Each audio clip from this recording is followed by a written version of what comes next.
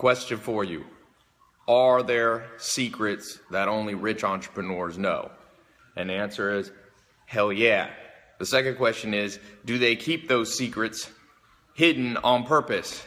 And again, the answer is, hell yeah. I got a entrepreneur acquaintance of mine who makes like $50 million a year. This guy's rich. And I was talking to him, this is crazy. He said there's like some blogs and stuff where people in his industry post what's working for them and they share it with different entrepreneurs. And he goes on there and he posts, he told me, the exact opposite of what's working for him. And I said, why the hell do you do that? He says, because it throws him off track. So he don't want any competitors, so he sure as heck is never sharing anything. But on the flip side, you know, one of my mentors, Alan Nation, he told me, he said, Ty, go ahead and share everything you do, because most people are so cocky, they'll rarely copy you. You know, like Picasso said, good artists copy, great artists steal. So with that in mind, I share a lot of stuff here, you know, free social media and stuff. But I'm going to give you a few insider tips that only the richest of the rich entrepreneurs really understand. You might have heard some of them before, but in terms of actually doing them, it's very rare to find anybody except guys that I know that are doing 8 figures or beyond. So, number one, at the end of the day, marketing trumps all. You know, Steve Jobs and Apple ended up beating Microsoft in terms of largest market cap company, biggest company in the world now. How'd they do it? Steve Jobs was a better marketer. Just look at the Apple stores. You ever been in there's a Microsoft store at Century City here in Beverly Hills or next to Beverly Hills, and it's a ugly ass store. Nobody's ever in it. You go over to the Apple store and it's just a work of art. Everything's beautiful. It's perfectly packaged. And at the end of the day, marketing is packaging, you know? So there used to be that old Ralph Waldo Emerson saying where if you can make a better chair or, you know, cook better, there'll be a long, hard, well-beaten path to your door, even if it's in the middle of the woods. Meaning, if you've got something good, even if you don't market it, somebody will find you. Well, that might have been true in the late 1800s when he wrote that quote, but it's definitely not true now. In the world we live in, there's literally billions of websites and web pages, even more probably. So how the heck are people going to find you if you're not extremely skilled at marketing? And when I say extremely skilled, I'm talking about the ability to have people that you don't know globally talking about you. That's how you know you've hit the pinnacle of marketing. And you see this whether it's in politics. You guys saw I got to interview Hillary Clinton. I'm not really a Hillary Clinton supporter, but I talked to her on books.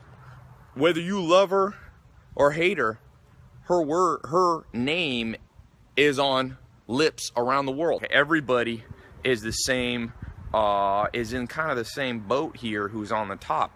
They're staying in front of people. So you got to ask yourself, as an entrepreneur, are you staying in front of your potential clientele at a continual basis? Not just a little marketing campaign here and there, but are they talking about you? Because if the answer is no, then you don't know what elite entrepreneurs know. Little garden I planted here. Oh, by the way, check out this new shirt. I got this t-shirt brand. It says, the thing about smart people is they sound crazy to dumb people. I think that's an old Einstein quote. So the number 2 thing is that you got to have a team, and the team has to be a minimal, let me get out of the sun here, minimum viable size. I think if you don't have at least 10 people in your company, you're vastly outperforming or underperforming. And so there's this myth about the solo entrepreneur and, oh, this one man or one woman just does it all. Bullshit. That's not how it goes down. Even the great Bill Gates made $70 billion understanding. He said, I've never done anything alone. You know, he had Paul Allen at first, then he had Steve Ballmer. So you need 10 people minimum. And you don't have to have them all at once. That might sound like a lot, but you got to be building towards that goal, or you won't take advantage of what Henry Ford understood, which is the skill that comes from specialization.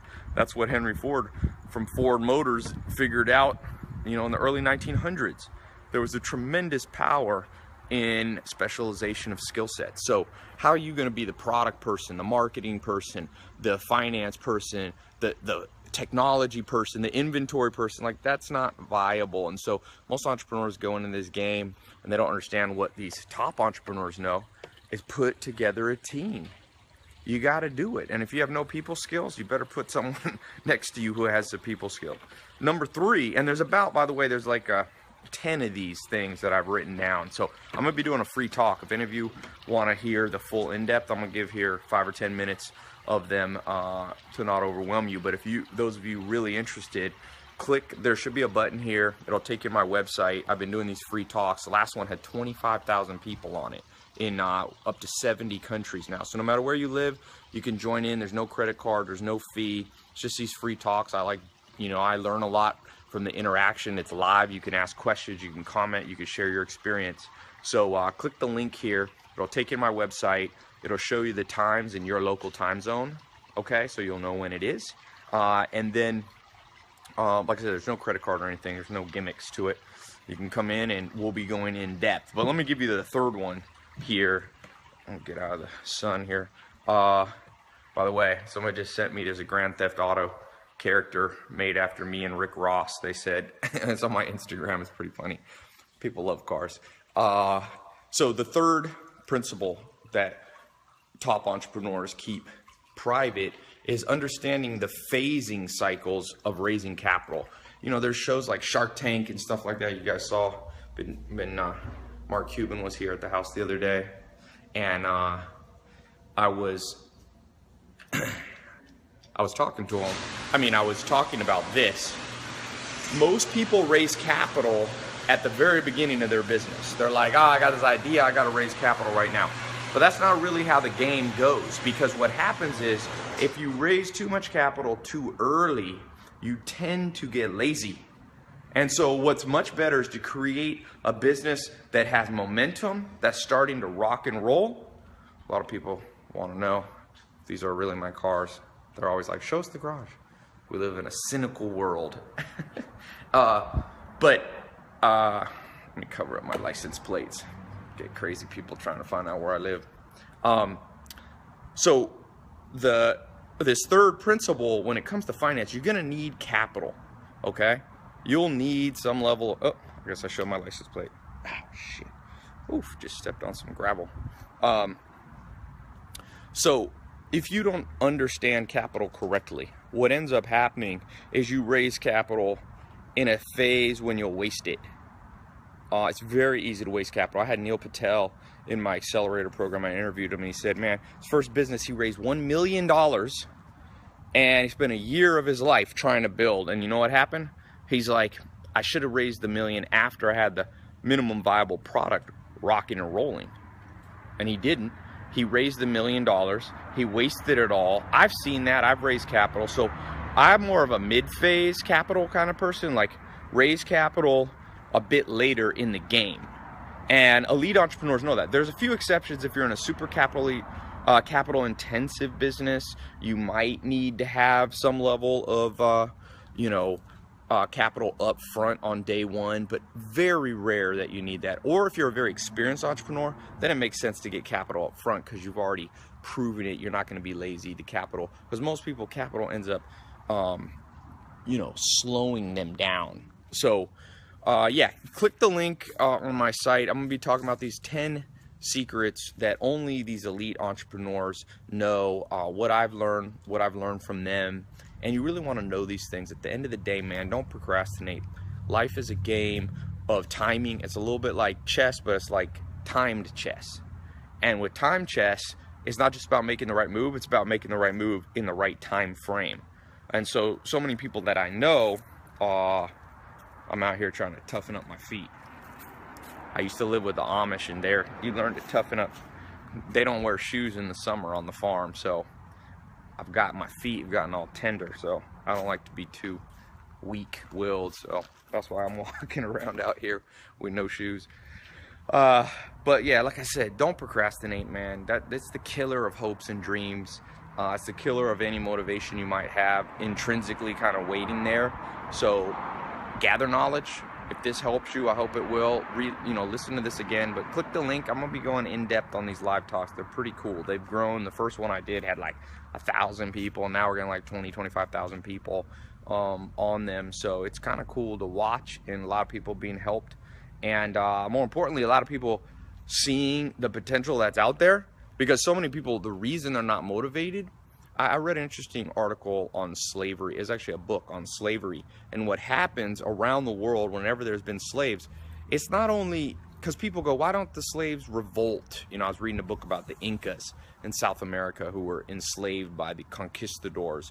And, the question is, there's so many of them and so few of the Spanish conquistadors. And the reason that they do is because the reason that they acquiesce and they stay slaves is that the motivation gets sucked out of them because they don't see that maybe there's hope at the other end. There's gold at the other end of the rainbow. And so by coming on these talks, I think you'll also see that, man, it's a good world to live in right now. Like, there's 23-year-olds becoming billionaires. I just read about this woman who's 31, or I think 31, youngest female billionaire. Like, all these things you've heard about how bad the world is, that was from a long time ago. The world's not perfect. There's still a lot of pain and suffering, unfortunately. But I read an Arabian proverb this morning. It says, where there's health, there's hope.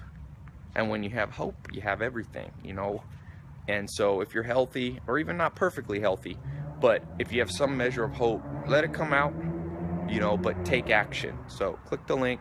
And I'll see you on this live talk. And one other thing, leave a comment. What's something you've learned, maybe as an entrepreneur or watching other entrepreneurs, that few people know? I shared 3 things with you. I'm gonna share 10 more, but I'd love to hear some from you. I learned a lot from these. So click the link and talk to you soon.